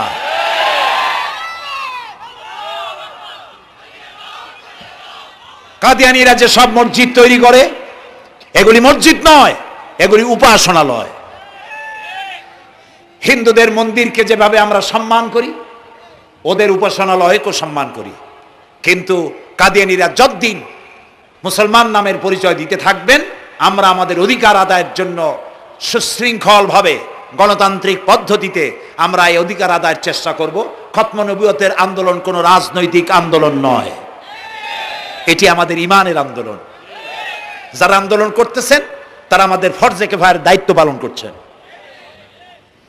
প্রিয় ভাই সব, রাসূলের প্রতি ঈমান আনতে হলে এরকম ঈমান আনতে হবে, তারপরে আর কোনো নবী আসবে না। তারপরে কথা হলো তাকে অনুসরণ করতে হবে, পায়ের নখকাটা থেকে শুরু করে মাথার চুল পর্যন্ত জীবনের সব ক্ষেত্রে রাসূলের অনুসরণ করতে হবে। তিনি সেনাপতি ছিলেন, শ্রমিক ছিলেন, পিতা ছিলেন, নানা ছিলেন, স্বামী ছিলেন, ঠিক না? তিনি রাষ্ট্রপ্রধানও ছিলেন। আজকে যারা ধর্ম আর রাজনীতি আলাদা করেন তারা মুনাফিক, মুসলমান নয়, তারা কি? মুনাফিক। এই জন্য আমাদেরকে মনে রাখতে হবে, নবী করিম সাল্লাল্লাহু আলাইহি ওয়াসাল্লাম রাষ্ট্র পরিচালনা করেছেন। যারা ধর্ম আর রাজনীতি আলাদা করে তারা মুসলমান হিসাবে আল্লাহর কাছে পরিচিত হতে পারবেন না। প্রিয় ভাই সব, নবীজি মক্কা থেকে মদিনা এলেন, মদিনা এসে রাষ্ট্রপ্রধানের দায়িত্ব পালন করলেন। আজ তিনি রাষ্ট্রপ্রধান, কোরআন হলো সংবিধান, কোরআনের আইন চালু করে দিলেন। চুরি বন্ধ হলো, ডাকাতি বন্ধ হলো, জেনা ব্যভিচার বন্ধ হয়ে গেল, মানুষ দরজা খুলে ঘুমাবার সুযোগ পেল। সুবহানাল্লাহ, সুবহানাল্লাহ। নবী করিম সাল্লাল্লাহু আলাইহি ওয়াসাল্লাম একটি সুন্দর সুখী সমাজ পৃথিবীতে চালু করে গেলেন। আজ আমাদের ভাগ্য যদি খুলতে হয়, রাসূলের অনুসরণ করি আমাদেরকে রাষ্ট্র পরিচালনা করতে হবে। ইসলাম সন্ত্রাসকে প্রশ্রয় দেয় না, ঠিক না ভাই? আমাদেরকে যারা সন্ত্রাসী বলে, ওরাই তো সন্ত্রাসের দাদা, ওরা সন্ত্রাসের জন্মদাতা। আমাদেরকে সন্ত্রাসী বলো? আমি আমেরিকায় বক্তব্য করেছি, লন্ডনে বক্তব্য করেছি, আমি তাদেরকে বলছি তোমরা আমাদেরকে সন্ত্রাসী বলো, আমাদের দেশে যাইয়া দেখো, তোমাদের এখানে সমস্ত সুপার মার্কেটগুলি সব বন্ধ হয়ে যায় বেলা 4টায়, কোনো মার্কেট খোলা থাকে না। কেন খোলো না? তোমরা সিকিউরিটি দিতে পারবে না বলে খোলো না। চুরি হবে, ডাকাতি হবে, লুটপাট হবে, এই জন্য বিকেলেই সব বন্ধ হয়ে যায়, রাতে কোনো দোকান খোলা থাকে না। তো যাও তো আমাদের দেশে, আমাদের তো সন্ত্রাসী বলো, গরিব দেশ। আমাদের দেশের বাবুরহাটে, নরসিংদীর কাছে বাবুরহাট, যেটাকে এই দেশের ম্যানচেস্টার বলা হয়, সারা রাত কোটি কোটি শত কোটি টাকার কাপড় চোপড় বেচা কিনা হয়, পুলিশের গন্ধ খুঁজে পাওয়া যায় না, সারা রাত বেচা কিনা হয়। গ্রামের বাজারগুলি যায় দেখেন, আমাদের দেশে যশোরে, খুলনায়, উত্তরবঙ্গে রাত 2টা 2:30টা পর্যন্ত বেচা কিনা হয়, ঠিক না? এই যে আমাদের দেশে আল্লাহর মেহেরবানি, এবারে যে ঈদের সময় ঈদ আর পূজা একসাথে হইল, মুসলমান মেয়েরা, হিন্দু মেয়েরা সোনা দানা গলায় পরিয়া, হাতে পরিয়া, তারপরে বাজারঘাট ঈদের কেনাকাটা, পূজার কেনাকাটা করছে, কোনো অসুবিধা হয় নাই, ঠিক না? আল্লাহর মেহেরবানি, র্যাবে জি যা করার করছে। মক্কা শরীফে, মদিনা শরীফে দেখলাম লোকেরা হাত তুলে, বাংলাদেশি লোকেরা ওখানে যারা আছে, র্যাবের জন্য দোয়া করছে, আল্লাহ র্যাবের প্রতি তুমি রহমত নাজিল করো, আল্লাহ রহম করুন কোন। আমি দেশের যতটা অসুবিধা হয়েছিল তার থেকে অনেক গুণ জ্ঞান হয়ে গেছে, আলহামদুলিল্লাহ, আলহামদুলিল্লাহ। প্রিয় ভাই সব, এই যে আল্লাহ রাব্বুল আলামিন মুসলমানদেরকে পৃথিবীর মধ্যে সব থেকে বেশি শান্তি প্রিয় করেছেন, কোন আলহামদুলিল্লাহ। তোমরা আমার মক্কা যাইয়া দেখো, মক্কা মদিনায় যাইয়া দেখো, আমাদের কেউ সন্ত্রাসী, মক্কা মদিনায় লক্ষ লক্ষ মানুষ এই যে সব চলে গেছে, এখন কোথায় গেছে? সারা পৃথিবী থেকে মানুষের এখন ছুটছে ছুটছে, পৌঁছে গেছে, আর পথে আছে, প্লেনে আছে, নদীতে আছে, গাড়িতে আছে, সুবহানাল্লাহ। লক্ষ লক্ষ মানুষ চলে গেছে, সবার একই ড্রেস, একই গন্তব্য, একই স্লোগান, লাব্বাইক আল্লাহুম্মা লাব্বাইক। সব মানুষ চলে গেল। আমি 96-তে যখন পার্লামেন্টে আসলাম, প্রথম পার্লামেন্টে এক বক্তৃতার ভেতরে আমি বলেছিলাম যে আমাদের দেশে নেতা নেত্রীরা ওমরা করে, হজ করে। আচ্ছা, আপনারা যাইয়া দেখেন কি, করেন কি, আনেন কি? যাইয়া একটু তোয়াফ করিয়া আসার সময় আতর আর পাথর, সুরমার খুরমা পকেট ভরে নিয়ে আসেন, কিন্তু চোখে দেখেন না। আল্লাহ তাআলা বলছেন, আওয়ালাম ইয়ারাউ আন্না জাআলনা হারামান আমিনান, তুমি কি তোমরা কি দেখতে পাও না আমার এই হারামকে আমি কিভাবে নিরাপত্তার শহর বানিয়েছি? সুবহানাল্লাহ। রাত 2:30টা 3টার সময় চাঁদের মতো সুন্দরী যুবতী মেয়ে একাকিনী, কোনো পুরুষ সঙ্গী ছাড়া, নিজের ডেরা, নিজের তাবু ফেলে কাবা শরীফের ভিতরে এসে গেল, লক্ষ লক্ষ পুরুষের মধ্য দিয়ে আল্লাহর ঘর তওয়াফ করলো, তাহাজ্জুদের নামাজ আদায় করলো, এরপরে দোয়া দুরুদ করে কান্নাকাটি করে মেয়ে লোকটি একাকী লক্ষ লক্ষ মানুষের মধ্য দিয়ে নিজের ঘরে ফিরে গেল। কোন পুরুষের একবার তার চেহারার দিকে নজর পড়েছে তো দ্বিতীয়বার তার রূপ উপভোগ করার মতো সাহস কারো মনের মধ্যে জাগে না। হাজার বছরের ইতিহাস, মক্কা থেকে, মদিনা থেকে, আরাফাত থেকে, মুজদালিফা থেকে, মিনা থেকে একটা নারী লাঞ্ছিতা হয়েছে, ধর্ষিতা হয়েছে, অপমানিতা হয়েছে, এর ইতিহাস নয়। প্রিয় ভাই সব, প্রসঙ্গক্রমে এই টঙ্গী লক্ষ লক্ষ লোকেদের সমাবেশ হয়, আলহামদুলিল্লাহ বলে। হতেই পারে তাবলিগি জামাতের ভাইরা এখানে উপস্থিত হন, সারা দেশ থেকে, বিভিন্ন দেশ থেকেও লোকজন আসে, এক জায়গায় বসে আল্লাহ বিল্লাহ করে, মোনাজাত করে। এটা মনে আসতো তাই বলতেছি। কেউ কেউ এটাকে খুব বাড়াবাড়ি করেন। সে বাড়াবাড়িটা হলো, কেউ কেউ বলেন আরাফাতের পরেই দ্বিতীয় এই সমাবেশ। এই বেয়াদবি শব্দটাকে উচ্চারণ করবেন না আল্লাহর হস্তে। কোথায় টঙ্গী, কোথায় আরাফাত, আর কোথায় টঙ্গী? কি এর সাথে আপনি কি মিলান? আপনি বলুন, এখানে লক্ষ লক্ষ লোক হয়েছে, আমরাও দেখতে পাচ্ছি লক্ষ লক্ষ লোক হয়, কিন্তু আপনি কেন দ্বিতীয় সমাবেশ বলেন? কেন আপনি আরাফাতের ময়দানের পরে এই কথা বলেন? মহাগুনা, মহাবেয়াদবি। আরাফাতে যাওয়া ফরজ, টঙ্গীতে আসা নফল নয়। আপনি কিসের সাথে কি তুলনা করেন? জিন্দিগিতে এই চিন্তা করবেন না। কিছু কিছু লোক আছে গ্রামের মধ্যে, অবশ্য কোনো আলেম, কোনো মুরব্বীরা এইসব কথা বলেন না, মূর্খ যারা, তারা এই ধরনের কথা ছড়াইছে গ্রামে। 3 বার টঙ্গীতে আসতে পারলে 1 হজের সওয়াব হয়। বলেন নাউজুবিল্লাহ। শুধু 3 বার না, কিয়ামত পর্যন্ত লোকের এখানে আসতে থাকলে আরাফাতের ময়দানে 1 সেকেন্ডে যে সওয়াব হবে তাও হবে না। আরাফাত হচ্ছে সেই ময়দান যেখানে আদম আলাইহিস সালাম থেকে শুরু করে মুহাম্মদ রাসূলুল্লাহ সাল্লাল্লাহু আলাইহি সাল্লাম পর্যন্ত সব নবীদের চোখের পানি শুকিয়েছে। পৃথিবীর কোটি কোটি মানুষ এখানে কাঁদছে। আর আল্লাহ রাসূল বলেছেন, আল হাজ্জুল মাবরুর লাইসা লাহুল জাযাউ ইল্লাল জান্নাহ। একটা কবুল হজের সওয়াব আল্লাহর কাছে বেহেশত দেওয়া ছাড়া আর কিছুই নেই। মান হাজ্জা লিল্লাহ ফালাম ইয়ারফুস ওয়ালাম ইয়াফসুক রাজা কায়াউমিন ওয়ালাদাতহু উম্মুহু, রাওয়াহুল বুখারী। বুখারী শরীফের হাদিস। রাসূলুল্লাহ বলছেন, আরাফাতের ময়দান থেকে হাজিরা যখন বেরিয়ে যায় সন্ধ্যায়, মা যেমন নিষ্পাপ সন্তান প্রসব করে, আরাফাত থেকে হাজিরা তেমন নিষ্পাপ হয়ে বেরিয়ে যায়। আল্লাহর রাস্তে আপনারা এই তুলনাটা কেউ করবেন না। বলবেন অনেক বড় সমাবেশ হয়েছে, লক্ষ লক্ষ লোক হয়েছে, বাস শেষ। এটা দ্বিতীয় সমাবেশ, আরাফাতের পরের এটা দ্বিতীয় স্থান অবলম্বন করেছে, এইসব বাজে কথা আর একদিনও বলবেন না। মহাবে আদমি যদি কেউ বলে থাকেন আস্তাগফিরুল্লাহ পড়ুন, পড়েন আস্তাগফিরুল্লাহ। আল্লাহ সবাইকে ক্ষমা করুন, বলুন আমিন। এখানে আসতে দোয়া কবুল হবেই, কোনো গ্যারান্টি নেই, কোনো গ্যারান্টি নাই। কিন্তু রাসূলুল্লাহ বলেছেন আরাফাতের ময়দানে দোয়া কবুল হয়। রাসূলুল্লাহ বলেছেন আল্লাহর ঘরের কাছে দাঁড়ায়া মুলতাজিমে দাঁড়ায়া এমন কোন দোয়া করি নাই যে আল্লাহ কবুল করেন নাই। কাজে এই সব চিন্তা করবেন না। প্রিয় ভাই, সব রসুলের প্রতি ঈমান আনতে হলে রসুলের জীবনকে জানতে হবে। রসুলের জীবন আমরা অনেকেই জানি না। বাংলা ভাষায় বহুত বইপত্র বেরিয়েছে রসুলের জীবনী সংক্রান্ত, মেহেরবানি করে কিনবেন এবং পড়বেন। রসুলের প্রতি ঈমানের অর্থ হলো রসুলুল্লাহর পা থেকে শুরু করে মাথা পর্যন্ত সবটা আমল করা এবং তাকে মোহাব্বত করা। রসুলকে কি করবো আমরা? কি মোহাম্মদ সে ওয়াফা তূনে তু হাম তেরে ये जहां चीज ही क्या लोह कलम तेरे है। মোহাম্মদ সাল্লাল্লাহু আলাইহি সাল্লামের সঙ্গে যদি তুমি মহব্বতের কানেকশন জুড়িয়ে দিতে পারো, তার অনুসরণ আর অনুকরণ যদি করতে পারো, আকাশ আর জমিন তো দূরের কথা, লোহ কলম পর্যন্ত আল্লাহ তোমার জন্য করে দেবে। নবী করিম সাল্লাল্লাহু আলাইহি সাল্লামের উপর ঈমান আনার অর্থ হলো তার অনুসরণ অনুকরণ করা। 3 নম্বরে ওয়াতুজাহিদুনা ফি সাবিলিল্লাহি বিআমওয়ালিকুম ওয়া আনফুসিকুম, আল্লাহর রাস্তায় লড়াই করো জান দিয়া আর মাল দিয়া। কি দিয়া কোন তো?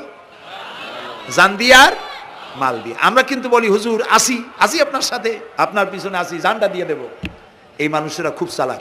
আপনি জান দিলে তো মাল থেকে যাবে। আগে দেবেন কি? মাল, পরে দেবেন জান। মাল দিতে হবে, জান দিতে হবে আল্লাহর দ্বীন প্রতিষ্ঠার জন্য। রাসূলুল্লাহ জীবন দিয়ে, সাহাবায়ে কেরাম জীবন দিয়েছেন, রাসূলুল্লাহ রক্ত দিয়েছেন, দান দান মোবারক শহীদ হয়েছে। আমি দেখেছি ওহদের মাঠে, আমি ওহদে যখন সফর করেছি, আল্লাহ বহুবার নিয়েছেন আলহামদুলিল্লাহ। আমাকে সেখানকার একজন আলেম মদিনার, তিনি আমাকে নিয়ে গেলেন ওহদে বেশ কয়েক বছর আগে। ওহদে গিয়ে দেখলাম, আমাকে দেখালো যে নবী করিম সাল্লাল্লাহু আলাইহি সাল্লামের যেখানে দান শহীদ হয়ে গিয়েছিল, দাঁত মুবারক শহীদ হয়েছে, রাসূলুল্লাহ বেহুশ হয়ে পড়ে গেছিলেন। তাকে হযরতে আবু বকর, হযরত ওমর, হযরত ওসমান এই 3 জনে উঁচু করে নিরাপদ জায়গায় নেওয়ার জন্য দৌড়াচ্ছিলেন। পাহাড়ের উপরে যখন উঠতেছিলেন, ওই 3 জন রসুলকে ঘাড়ে করে নিয়ে উঠতেছেন। পাহাড় তখন কাঁপতেছিল, পাহাড় কাঁপতেছে, এত বড় কাঁপন উঠেছে পাহাড়ের। পাহাড় সেই এলাকা থেকে কাগজ কাটলে, কেচি দিয়ে কাগজ কাটলে যেমন রেজা রেজা হয়ে যায়, আমার নিজের চোখে আমি দেখলাম। তিনি আমাকে দেখালেন এই সেই এলাকা যেখানে রসুলকে উঠানো হয়েছিল। পাহাড় আল্লাহর ভয়তে কাঁপতেছিল তরতর করে। সেই উঁচা জায়গা, একটা বিশ্রামের মতো জায়গা পাহাড়ের মধ্যে, সেইখানে তাকে নিয়ে যখন রসুলকে যখন শোয়ানো হচ্ছিল, পাহাড় কাঁপতেছে। নবী করিম সাল্লাল্লাহু আলাইহি সাল্লাম তখন বলছেন, উসবুতি ইয়া জিবাল, উসবুতি ইয়া জিবাল, ইন্নাকা আলাইয়া নবিয়ান ওয়াস সিদ্দিকিন ওয়াস শাহীদাইন।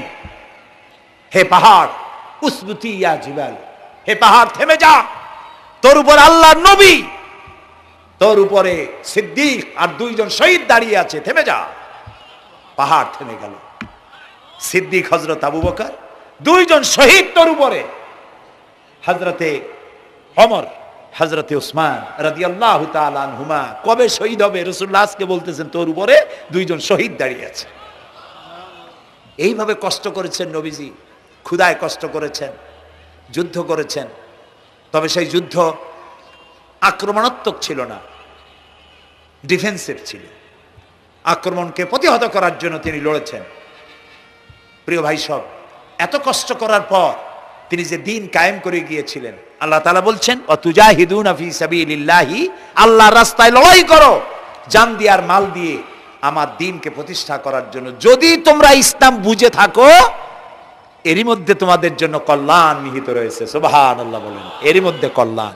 সুতরাং শুধু টুপি মাথায় দিয়ে নামাজ পড়লেই হবে না, নামাজও পড়তে হবে, আল্লাহর হুকুম হাকাম মানতে হবে, রোজাও রাখতে হবে, হজও করতে হবে, যাকাতও দিতে হবে, স্ত্রীকে পর্দায় রাখতে হবে, আমলে আখলাকে সিরাতে সুরাতে চলনে বলনে ব্যবসায় বাণিজ্যে বক্তৃতায় রাজনীতি অর্থনীতি সমাজনীতি সব জায়গায় আল্লাহ এবং রসুলের পূর্ণাঙ্গ আনুগত্য করার নামই হলো মুসলমান হয়ে যাওয়া। সুবহানাল্লাহ। এই মুসলমান হইতে পারবো আমরা? আল্লাহ যেন তৌফিক দেখেন, আমিন। সবাই বলেন আমিন। আমি এখন আপনাদের নিয়ে মোনাজাত করবো। মোনাজাতের আদব বসা, দাঁড়ানো ভাইয়ের একটু বসেন। এই যত মানুষ দাঁড়ায় আছেন মেহেরবানি করে একটু বসেন। আমি কিন্তু একবারও বলিনি আপনারা বসেন। দাঁড়ানো ভাইরা মেহেরবানি করে বসেন, মোনাজাত করব আপনাদের নিয়ে। প্রায় 2 লক্ষ লোক মারা গেছে ভূমিকম্পে, আর 1 লাখের উপরে নিখোঁজ। তাদের জন্য দোয়া করবেন না? যে আল্লাহ আমাদের বাঁচাই দিলেন তাদের জন্য, তার জন্য দোয়া শুকর আদায় করবেন না? সুতরাং বসেন, বসতে বলছি, দাঁড়াতে বলিনি। মোনাজাতের জন্য সবাই বসেন, আর একটু জোরে সরে জিকির করেন লা ইলাহা লা ইলাহা।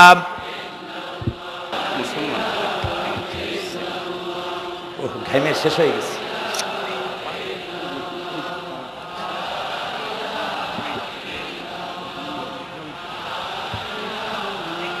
বয়স কত?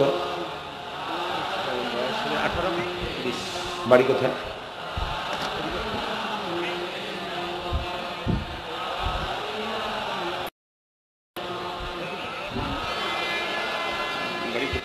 একটু জোরে লা ইলাহা। এফিডেভিট করছো? বসো বসো।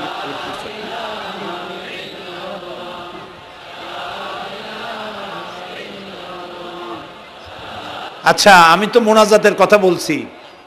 মোনাজাত থুয়ে যদি কেউ হাঁটে তো এটা একটা বড় বদকিসমতির ব্যাপার। এত মানুষ একসাথে আল্লাহর কাছে মোনাজাতের লোভ কিভাবে সামলান? কেমনে হাঁটেন? এক যুবক ইসলাম কবুল করার জন্য আসছে। সঙ্গীতেই থাকো।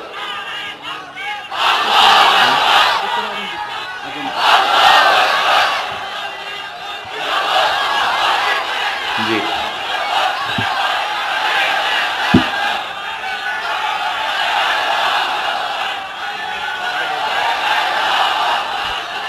এই ছেলেটি বাড়ি হলো বগুড়ায়, থাকে উত্তরায়।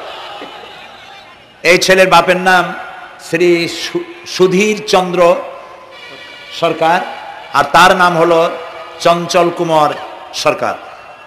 বর্তমান নাম পছন্দ করেছে বশির উদ্দিন। বলো লা ইলাহা ইল্লাল্লাহু মুহাম্মাদুর রাসূলুল্লাহ। আল্লাহ ছাড়া কোনো ইলাহ নাই, মাবুদ নাই, উপাস্য নাই।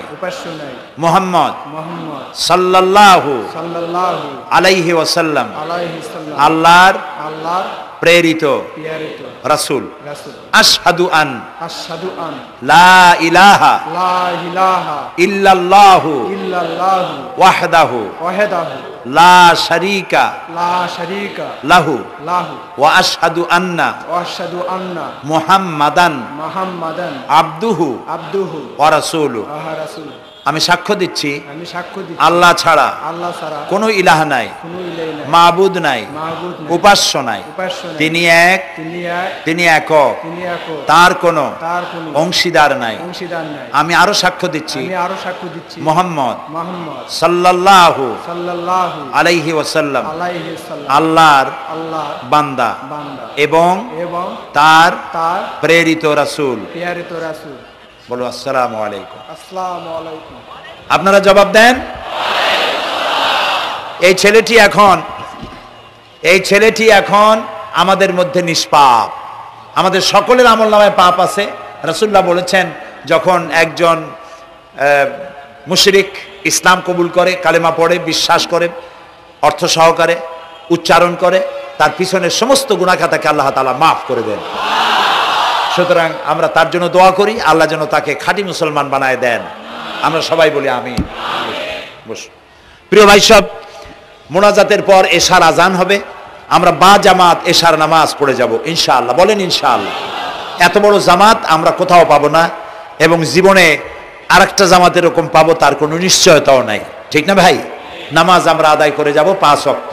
কি বলে, এখানে সারা জীবন 5 ওয়াক্ত নামাজ সঠিকভাবে আদায় করব, আর এশার নামাজ আমরা এখানে জামাতে আদায় করে যাব।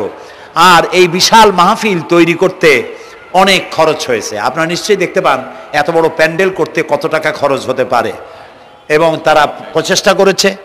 আপনারা এই লাইটিং, মাইকিং, প্যান্ডেল, স্টেজ, তারপরে পোস্টার, গেট ইত্যাদি তৈরি করতে বহু টাকা খরচ হয়েছে। আপনারা যাওয়ার সময় মেহেরবানি করে তাদেরকে চতুর্দিকে ড্রাম এবং চাদর নিয়ে লোকেরা দাঁড়িয়ে থাকবে, আপনারা আল্লাহর হস্তে তাদেরকে কিছু সহযোগিতা করে যাবেন। রাজি আছেন আপনারা? রাজি আছেন? আল্লাহ আপনাদেরকে তৌফিক দিন। মা বোনেরা যারা এসছেন, মা বোনদের জন্য আজকে তেমন কোনো কথা বলতে পারলাম না, তবে যা বলেছি নারী এবং পুরুষ সকলের জন্য সমভাবে প্রযোজ্য।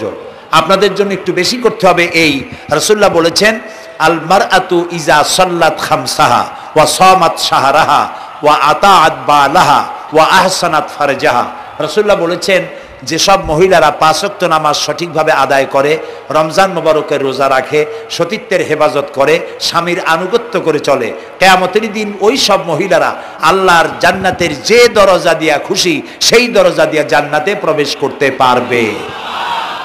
সুতরাং আপনারা এই কথাগুলি মেনে চলুন, আল্লাহ আপনাদেরকে তৌফিক দিন। আমি মোনাজাত করব এখনই, আপনারা যাওয়ার সময় সকলে সহযোগিতা করে যাবেন। আর নামাজের জন্য একটি বই আছে, চরিত্র গঠনে নামাজের অবদান। আমরা যে নামাজ পড়ি অনেক সময় নামাজ হয় না। রাসূলুল্লাহ বলেছেন, সাল্লু কামা রাআইতুমুনি উসাল্লি, নামাজ পড়ো সেইভাবে যেভাবে আমাকে নামাজ পড়তে দেখো। জীবনের শ্রেষ্ঠ ইবাদত নামাজ, তাই যদি সঠিক না হলো তাহলে পণ্ডশ্রম হয়ে যাবে। এই জন্য নামাজ কিভাবে মানুষের চরিত্রে অবদান রাখে, আর নামাজটা কেমনে পড়তে হবে, রাসূলুল্লাহ কিভাবে পড়েছিলেন, সেটি আমার এই বইটিতে লেখা আছে। এটি চরিত্র গঠনের নামাজের অবদান। এখানে লাইব্রেরি আসছে, কোথায় আপনারা খুঁজে বের করে সেটা নিয়ে যাবেন। আর একটি হলো সূরা লোকমান। সূরা লোকমানের 2টা রুকুর তাফসির করেছিলাম আমি চট্টগ্রামে, মাত্র 2 রুকুর তাফসির। এই 2 রুকুর তাফসির 5 দিনে শোনার পর 48 জন হিন্দু, বৌদ্ধ, মুসলমান হয়ে গিয়েছিল। যাকাত সম্পর্কে, মা বাপের অধিকার সম্পর্কে হযরতে লোকমান তার সন্তানকে যে নসিহত করেছে, সেই নসিহত 9টা নসিহত ছিল। ওই নসিহতগুলি আল্লাহর এত পছন্দ হয়েছে যে আল্লাহ তাআলা নিজে লোকমানের নসিহত কোরআন শরীফে উঠাই দিয়েছে। সুবহানাল্লাহ। সুতরাং আমার নিজের, আমার সন্তানদের ভালো করার জন্য এই নসিহতগুলি দরকার। এটির নাম যারা ক্যাসেট থেকে উদ্ধার করেছে, নাম হলো তাফসিরে সাঈদী লোকমান। এবার সূরা লোকমান এ পর্যন্ত 4টা তাফসির বেরিয়েছে তাফসিরে সাঈদী নামে, যেগুলি আমি তাফসির করেছি চট্টগ্রামে। সেগুলি, এসব বই ওখানে পাওয়া যাবে। এই বইগুলি আপনারা লাইব্রেরি থেকে, এখানে মোবাইল লাইব্রেরি এসছে ঢাকা শহর থেকে, সন্ধান করে আপনারা নিয়ে যাবেন। আল্লাহ তাআলা আপনাদেরকে তৌফিক দান করুন। যাওয়ার সময় মাহফিলকে সাহায্য করে যাবেন, আর নামাজে সালাতুল এশা আদায় করে যাবেন। আল্লাহুম্মা আমিন। ربنا ظلمنا أنفسنا وإن لم تغفر لنا وترحمنا لنكونن من الخاسرين ربنا لا تزغ قلوبنا بعد إذ هديتنا وهب لنا من لدنك رحمة إنك أنت الوهاب। আয় আল্লাহ তাআলা, হাজার হাজার মুসলিম জনতা, পুরুষ এবং নারী, আমরা তোমার দরবারে হাত তুলেছি, গুনার বোঝা মাথায় নিয়ে হাত তুলেছি। দয়া করে আমাদের জিন্দেগীর সমস্ত গুনাহ খাতাকে আল্লাহ মাফ করে দাও। আয় আল্লাহ তাআলা, আমাদের মধ্য থেকে আমাদের মা বাপ যাদের দুনিয়া থেকে বিদায় হয়ে গেল, কবরগুলিকে জান্নাতের টুকরায় পরিণত করে দাও। রব্বির হামহুমা কামা রব্বায়ানি সগীরা। সবাই পড়েন, রব্বির হামহুমা কামা রব্বায়ানি সগীরা। আয় আল্লাহ তাআলা, तमाम পৃথিবীতে আজ মুসলমানেরা বড়ই বিপদে আছে। হায় আল্লাহ তাআলা, বিপদগ্রস্ত মুসলমানদেরকে তুমি সাহায্য করো রব্বুল আলামিন। ইরাকের মাজলুম মুসলমানদের হাতে ইরাকের জমিন উঠায় দাও। হায় আল্লাহ তাআলা, জালিমদেরকে তুমি নস্তনাবুদ করে দাও। আল্লাহ তাআলা, বাংলাদেশ আমাদের প্রিয় জন্মভূমি, এই দেশের উপরে তোমার খাস রহমত নাজিল করো। হায় আল্লাহ তাআলা, ভূমিকম্পে আশেপাশের দেশগুলির মারাত্মক ক্ষতি হয়ে গেল। আল্লাহ তাআলা, তুমি আমাদেরকে দয়া করে বাঁচাই দিয়েছো। কিয়ামত পর্যন্ত আসমান আর জমিনের সব মুসিবত থেকে আমাদের দেশকে তুমি হেফাজত করো রব্বুল আলামিন। আমাদের স্ত্রী পুত্র পরিজন যাদেরকে তুমি দান করেছো সবগুলিকে দিনদার ইমানদার নামাজি মুসলমান বানাইয়া দাও। আয় আল্লাহ তাআলা, এই মাহফিলের আয়োজন যারা করেছেন, কষ্ট করেছেন, পয়সা দিয়েছেন এবং দেবেন, সকলকে আল্লাহ তাআলা ইমানে কামেল সকলকে দিয়ে দাও। আমাদেরকে তোমার মকবুল বান্দাদের মধ্যে শামিল করে নাও। আল্লাহ তাআলা যারা হজে চলে গেছেন, যারা রাস্তায় আছেন যাওয়ার পথে, আর এবং আরো যারা যাবেন, আল্লাহ তাআলা সকলের যাতায়াত আসান করে দাও, সকলের হজকে কবুল করে নাও। যারা হজ করেন নাই এই মাঠে আজকে যারা উপস্থিত, মন চায় যেতে, আল্লাহ তাআলা তাদেরকে যাওয়ার ব্যবস্থা করে দাও। আল্লাহ তাআলা মা বোন যারা এসেছেন, মা বোনদের গুনাহ খাতাকে মাফ করে দাও, মা বোনদের অসুখ ব্যাধি মাফ করে দাও, তাদের কেমন আমল করার তৌফিক দাও যাতে করে কিয়ামতে হযরতে আয়েশা খাদিজার সঙ্গে আসর নসিব হয়ে যায়। আল্লাহ তাআলা তোমার কাছে আরেকটা দোয়া করি, আমাদের এই বাংলাদেশে যারা বোমা মারে, আমাদের বাংলাদেশে যারা গ্রেনেড হামলা করে, আমাদের এই বাংলাদেশে সন্ত্রাসী তৎপরতা চালায়া যারা মানুষ হত্যা করে, তুমি তাদেরকে হেদায়েত করে দাও, তুমি তাদেরকে হেদায়েত করে দাও, তুমি তাদেরকে হেদায়েত করে দাও। আল্লাহ তাআলা তোমার ইলমে যদি জানা থাকে ওদের নসিবে হেদায়েত নাই, তাহলে হামান, নমরুদ, সাদ্দাত, ফেরাউন এগুলারে যেমনে তুমি ধ্বংস করছো, বাংলাদেশে যারা গ্রেনেড হামলা করে, বোমা হামলা করে, মানুষ খুন করে, ওদেরকে গজব দিয়া, লানত দিয়া বাংলাদেশ থেকে চিরকালের জন্য বিদায় করে দাও। যারা বাংলাদেশে নৈরাজ্য সৃষ্টি করে, আল্লাহ তাদেরকে গজব দিয়া বিদায় করে দাও। হয় তারা হেদায়েত হোক, না হয় এই শয়তানদের হাত থেকে আমাদের দেশকে আল্লাহ তুমি রক্ষা করো। রব্বুল আলামিন, টঙ্গী বিরাট শ্রমিক এরিয়া, আল্লাহ তাআলা শ্রমিকদের স্বাস্থ্য ভালো রাখো, তাদের সকলকে নামাজ আদায় করার তৌফিক দাও। আল্লাহ তাআলা তাদের অভাব অভিযোগ দূর করে দাও। চারদলীয় ঐক্য জোটের এই সরকারকে ইসলামের পক্ষে থাকার কাজ করার তৌফিক দান করে দাও। যত ওয়াদা নির্বাচনের আগে করেছিল সবগুলি ওয়াদা অক্ষরে অক্ষরে পালন করার তৌফিক দিয়ে দাও। আমি কয়েক সেকেন্ড আপনাদের জন্য ছেড়ে দিলাম, মাথা নিচু করে চক্ষু বন্ধ করে যার যা চাওয়ার দরকার আল্লাহর কাছে চান। এই বিশাল মাহফিলে আল্লাহ তাআলা দোয়া কবুল করবেন ইনশাআল্লাহ।